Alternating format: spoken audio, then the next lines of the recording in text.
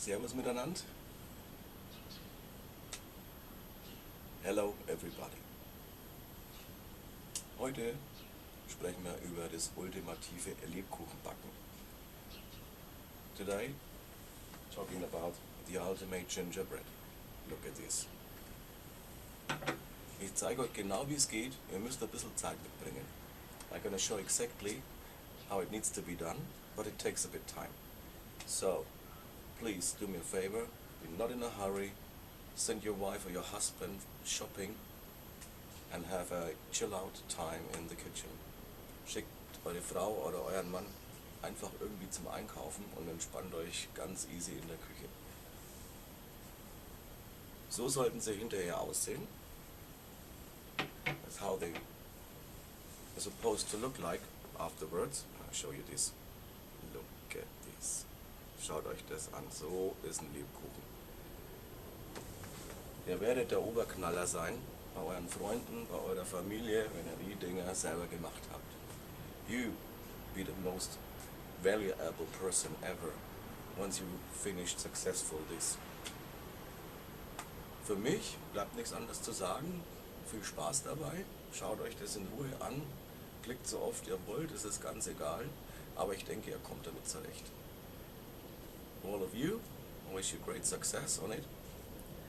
Take your time, as I said, I mentioned already, but this is very, very important.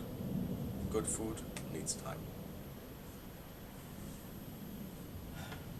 What we do in Bavaria, we have a Weißbier. Was wir in Bayern so machen, wir trinken halt ein Weißbier, gell? Oder Weizen für die Franken. Prost!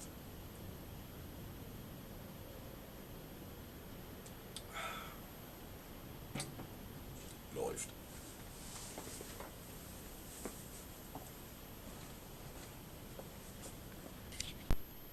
So, was brauchen wir denn alles? Wir brauchen eine Küchenmaschine, mindestens 500 Watt. Wir brauchen einen Quirl, mindestens 400 Watt. Eine große Schüssel, Sieb, paar Löffel, Teigschaber, Pinsel, Knethaken.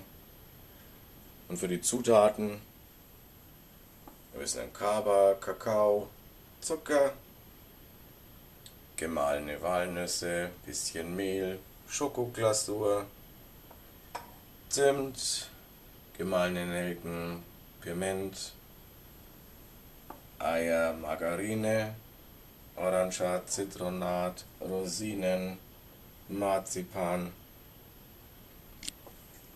Milch, natürlich Obladen, bisschen Lebkuchengewürz, Backpulver,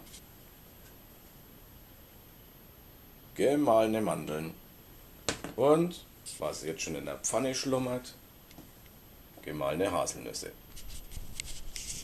So, what do we need? Let's have a look. To start a KitchenAid, and you need a cutting knife with it. At least 500 watt. You need a big bowl. Then you need a pan, which I'll show you later on. You need a small pot. You need a wall, together with duck hog. You need a duck. You need a brush, a scythe. And what else? How about the ingredients? There's chocolate drink, cacao, sugar, ground walnut, ground flour, chocolate icing, raisins, candied peel, orange and lemon, wafers, ground marzipan, margarine, eggs, we have cinnamon,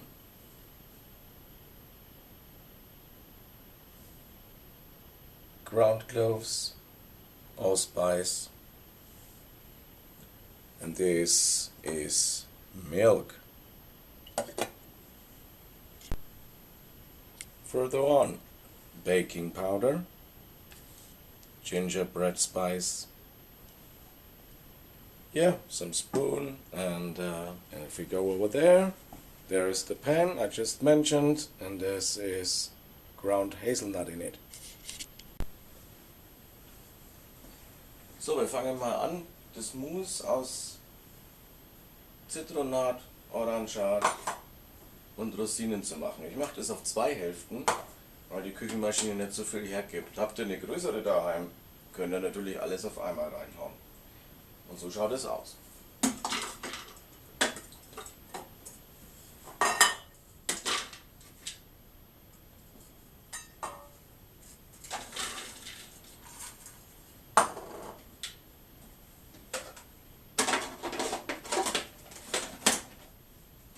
Achtung, jetzt wird's laut.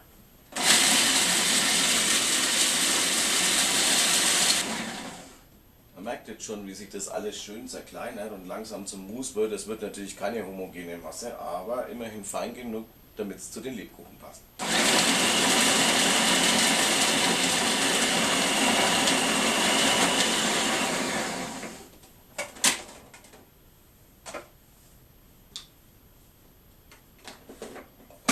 Manchmal wird es so ein Bollern, aber das macht nichts.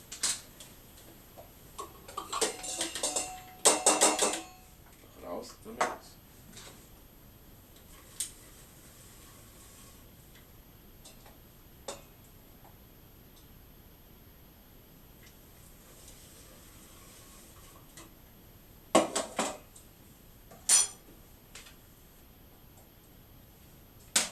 Ist ziemlich klebrig.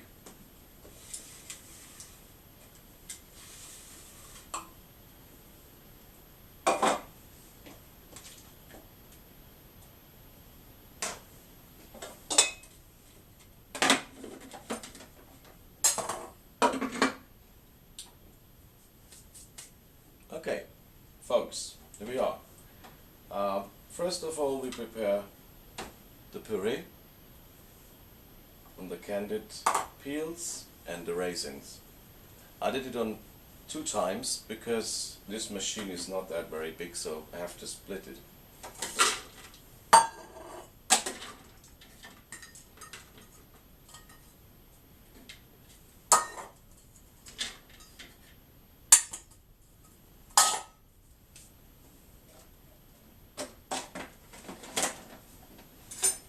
Getting loud.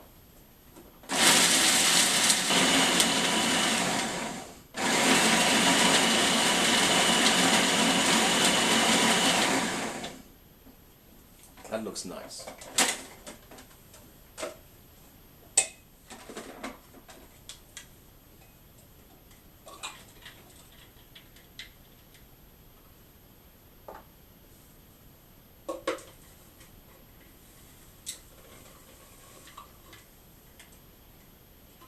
It's a bit sticky, but that's quite normal. Just take it out. There we are.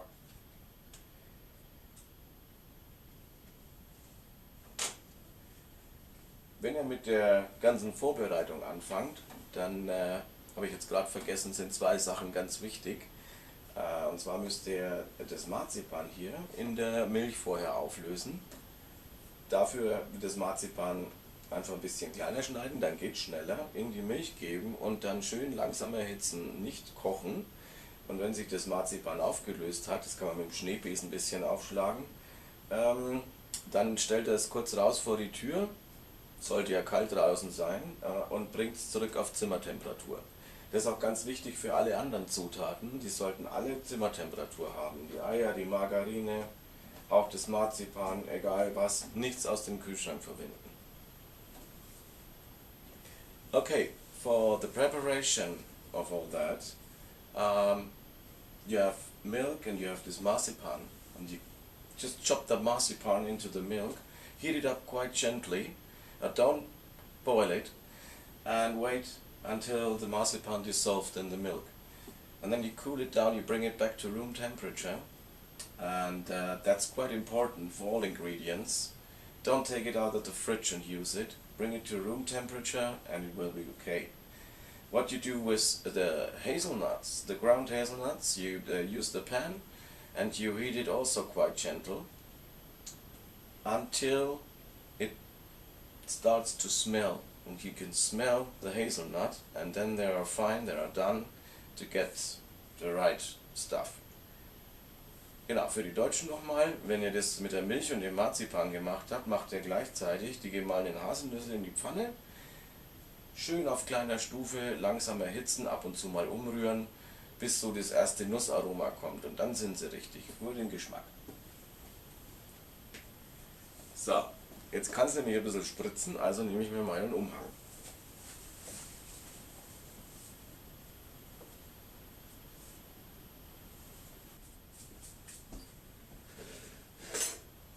Jetzt nehmen wir den Zucker,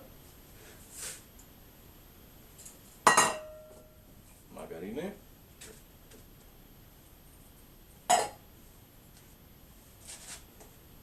und die Eier.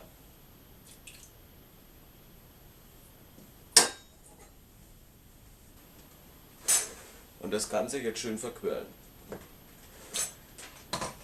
As you could see right now, I take the sugar, the eggs, the margarine, mix it.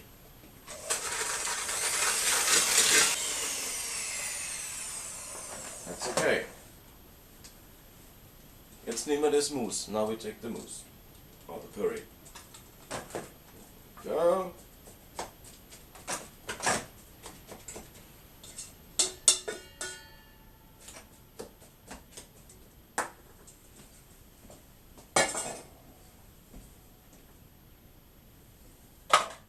Und wir mixen wieder.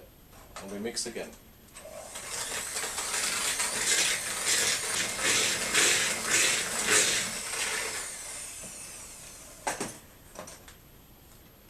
Looks good already, but it's still sticky.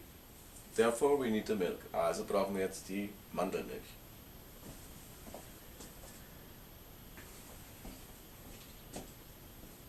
Langsam einlaufen lassen und weiter mixen. Just add it slowly and keep on mixing.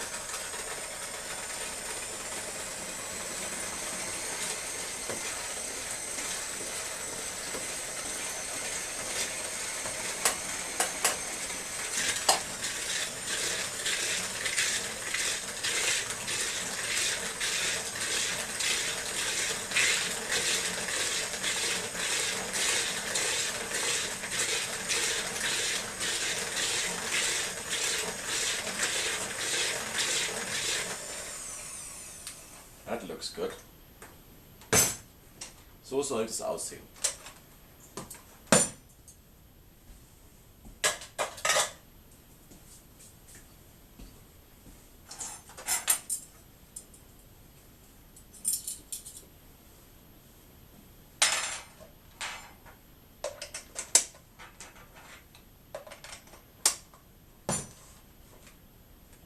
Okay. Take it beside, tu es auf die Seite.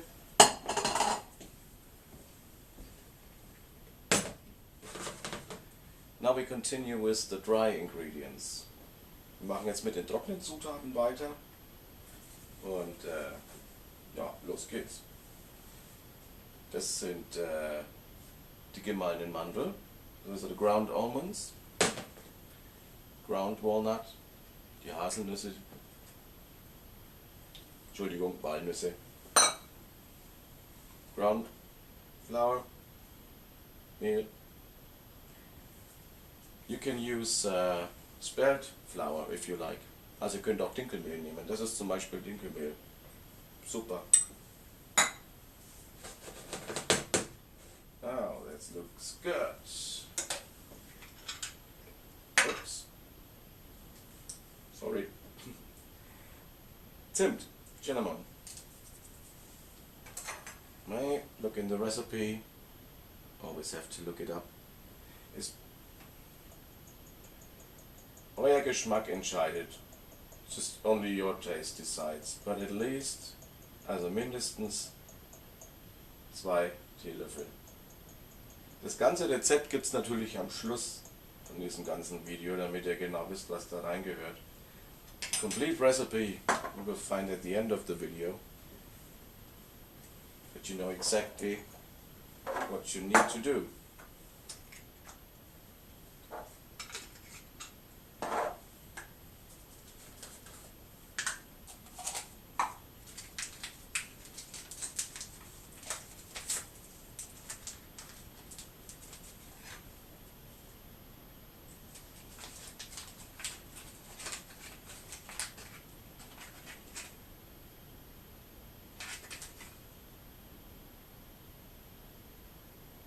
Okay, should do.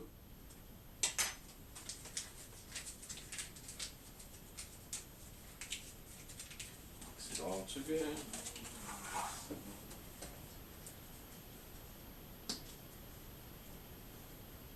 Allspice, piment,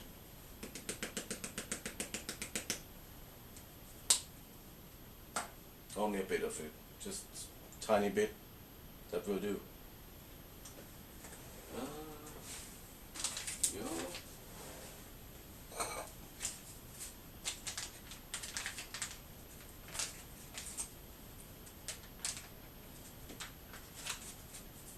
Gingerbread spice, Lebkuchengebäck.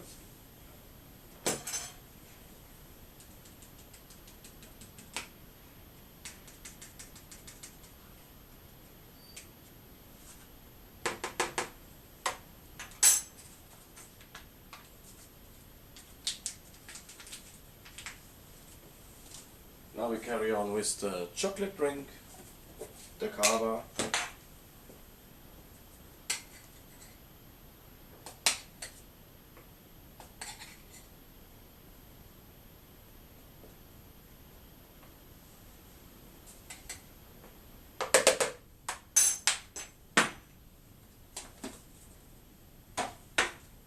Cacao.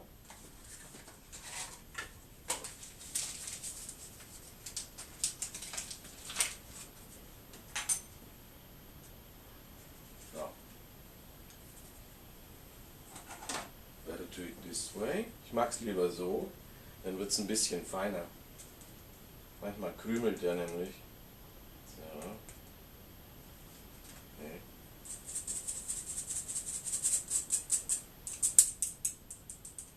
That's okay. And last but not least, zu der Letzt, Baking Powder, Backpulver.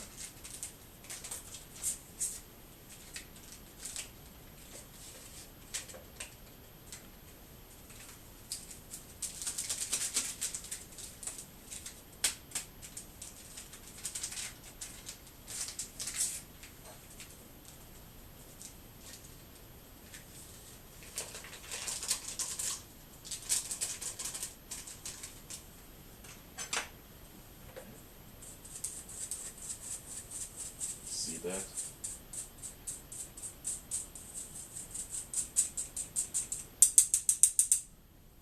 Nice. Stir it well now. Jetzt gut umrühren.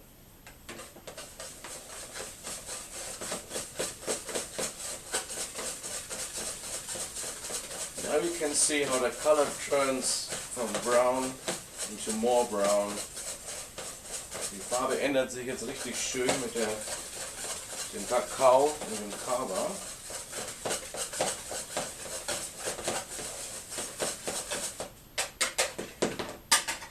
Very nice. And now we go to the ground hazelnut and add it.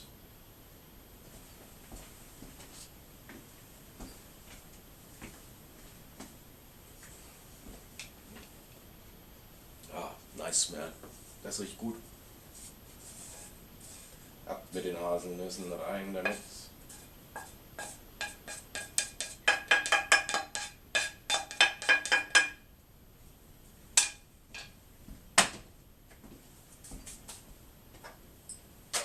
And again.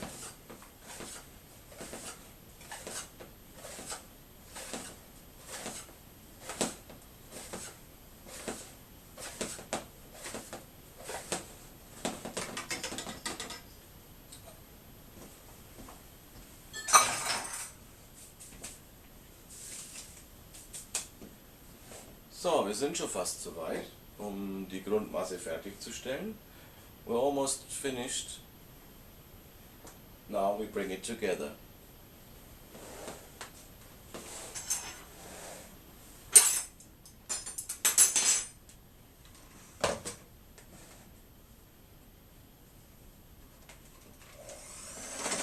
See that? I turn a little bit, drehe mich ein Stück. Das.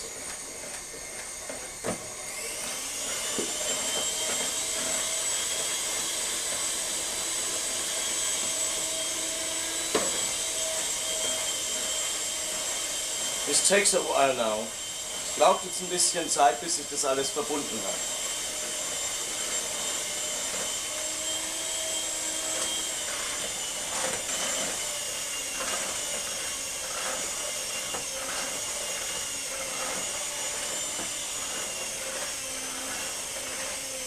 Might take a few minutes, but that doesn't matter. Oh, I can smell it already. Kann es jetzt schon riechen. Lecker, lecker.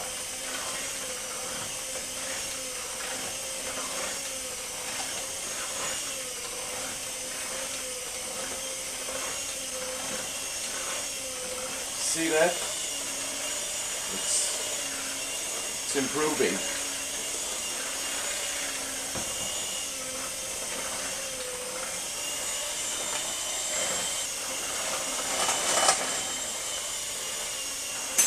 Just take your time because it's important, but you're not in a hurry.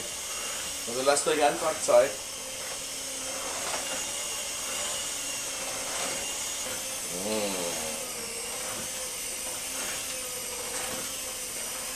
This is it.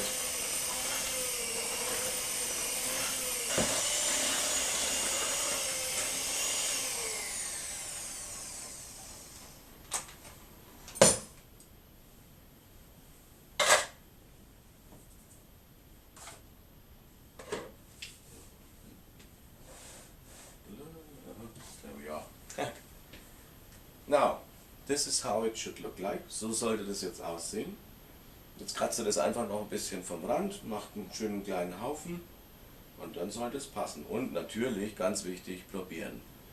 Very important, you need to try first.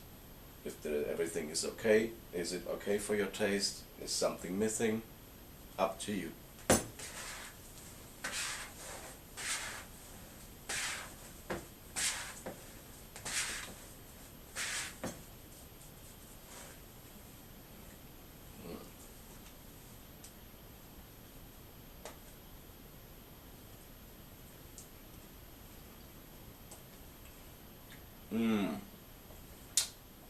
Sensational. So, die erste Stufe ist geschafft. Das war auch noch das einfachste. We finished the first step.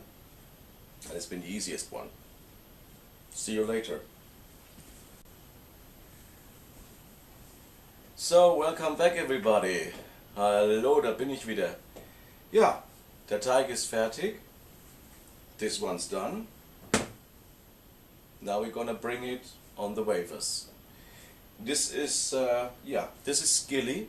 Won't be okay for the first time, maybe even not for the second time. Es ist ein bisschen schwierig. Man braucht ein wenig Gefühl und Übung, aber ich bin sicher, ihr könnt es. Ich zeige es euch auch ganz langsam. Here we go.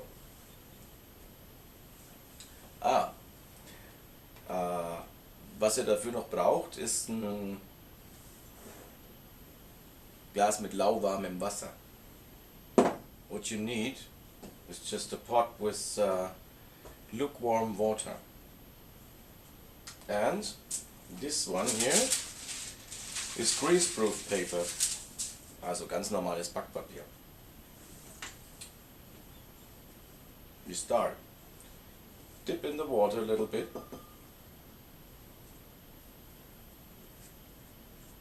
So about this size. See that? Go in the middle.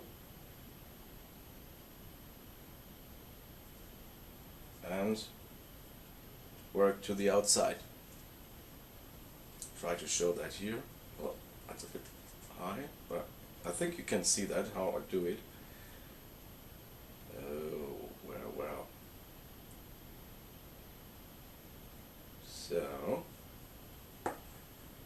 Again, dip in the water, then do it like this.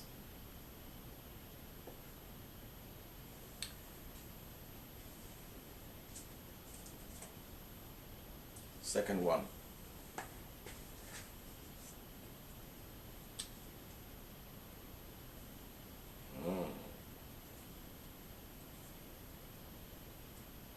See how I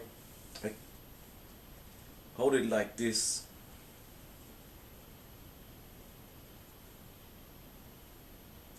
Just to give a little pressure from below.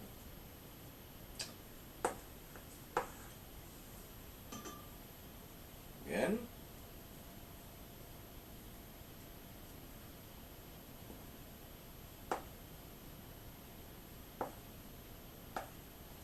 Okay. I zoom a little bit. Okay, I show you again. This and this.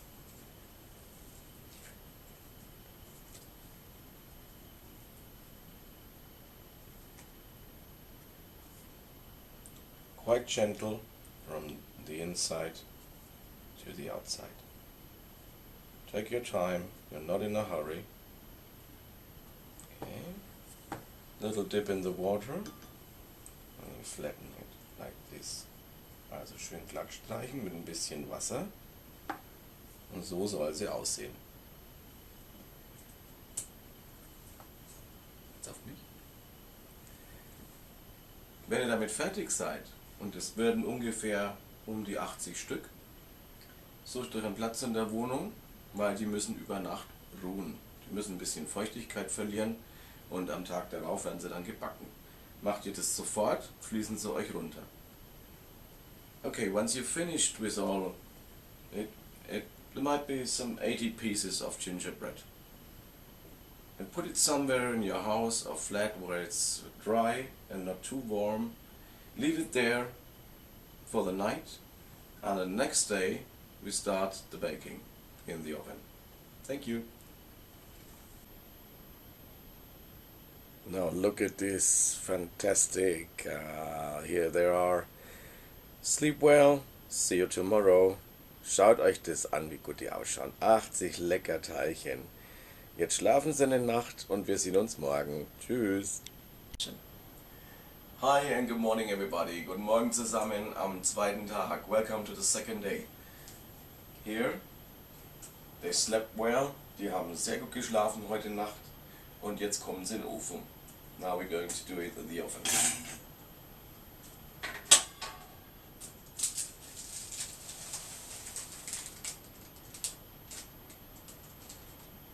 Do it like this.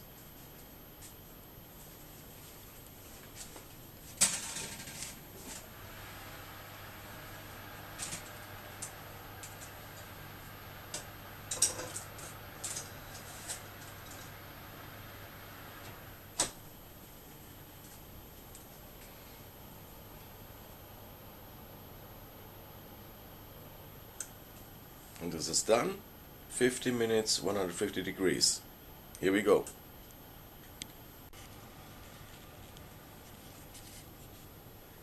So, 50 minutes later, 15 Minuten später, sieht das Ganze so aus. Ein Traum.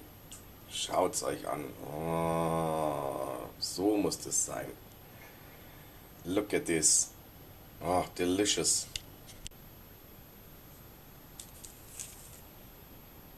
See the difference? That's before. Seht ihr den Unterschied? Das ist vorher.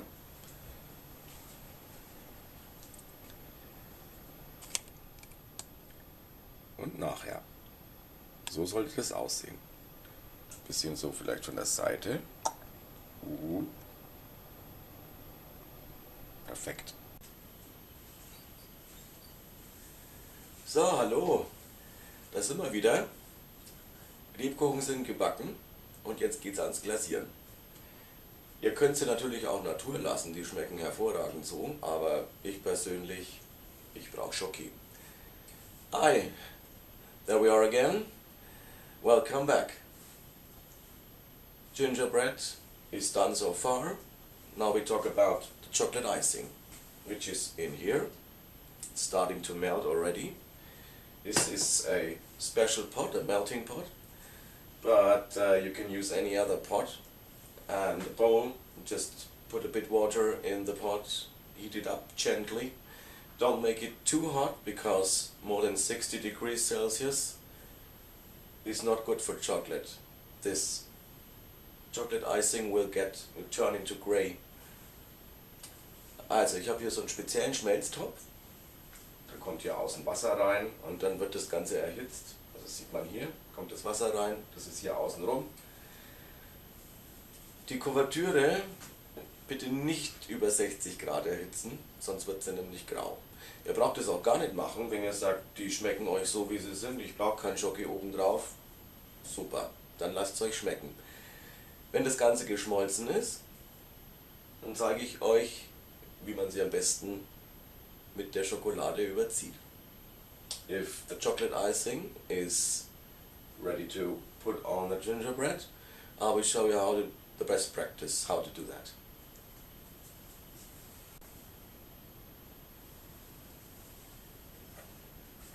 So, the icing is about to use. Die Kuvertüre ist jetzt soweit fertig und jetzt beginnen wir einfach mit dem Bestreichen. Einen wichtigen Tipp habe ich aber noch für euch. Wasser und Kuvertüre vertragen sich überhaupt nicht. Also kommt euch da ein Tropfen und ein Spritzer Wasser rein, könnt ihr sie wegschmeißen. Die Kuvertüre wird hart und ist nicht mehr zu gebrauchen. This one important advice will I give you. Water and icing, especially chocolate icing, they don't like each other. So please do not drop any water in it, otherwise the icing will become solid and you can't use it anymore.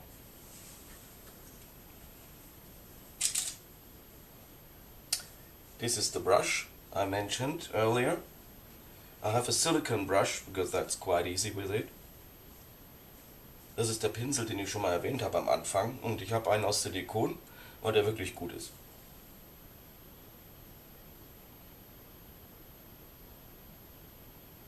Haltet den Lebkuchen so ungefähr. Hold it like this. And start.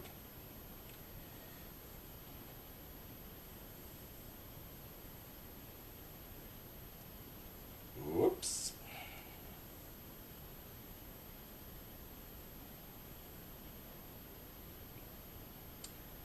See that? Ihr müsst auch wirklich jede kleine Öffnung erwischen und abdecken mit der Kuvertüre. So.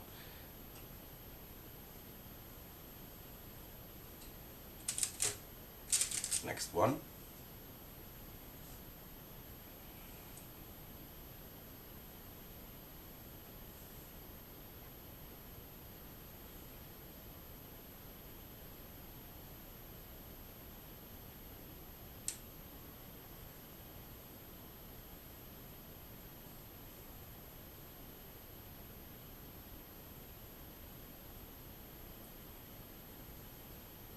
Das erfordert ein bisschen Übung, genauso wie das Bestreichen der Lebkuchen. You need a bit of training for it, but actually it's quite simple.